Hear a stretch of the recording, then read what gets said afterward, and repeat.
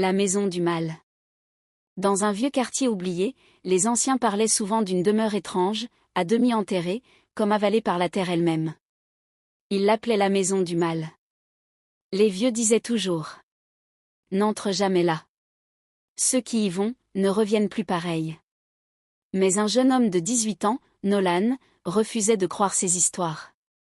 Pour lui, c'étaient des légendes inventées pour effrayer les enfants. Vous dramatisez trop. Une maison, c'est une maison. Les anciens le regardaient en silence, avec une tristesse qu'ils ne comprenaient pas. Un soir, décidé à prouver qu'il avait raison, Nolan annonça: demain, j'entre dans cette maison. Je veux voir ce qu'il y a vraiment dedans. Le lendemain, il se rendit devant la demeure.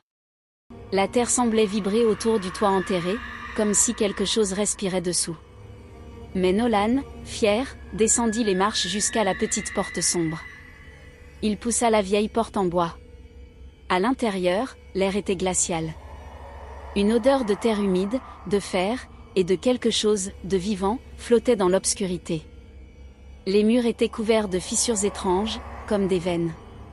Chaque pas qu'il faisait résonnait trop fort, comme si la maison écoutait. Puis un souffle frôla son cou. Tu es venu, enfin. Nolan se retourna brusquement. Personne. La porte derrière lui se referma d'un coup. La terre se resserra autour, comme si la maison voulait l'avaler. Des murmures sortirent des murs. Reste avec nous. Tu nous vois maintenant, n'est-ce pas? Nolan voulut courir, mais le sol ondulait sous ses pieds. Il sentit des doigts glacés saisir sa cheville, puis disparaître. Des ombres glissaient tout autour de lui, sans visage, sans forme, pleines de haine. Ses cris se perdirent dans l'obscurité.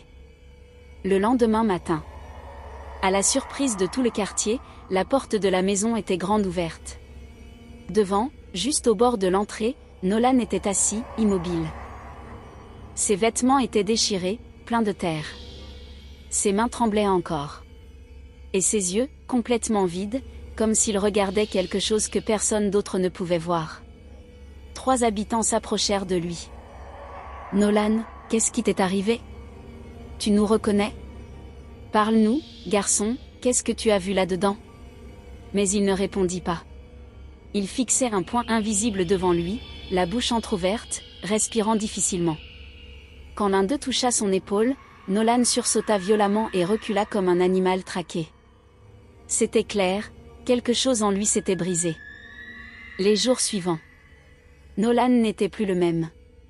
Il errait dans les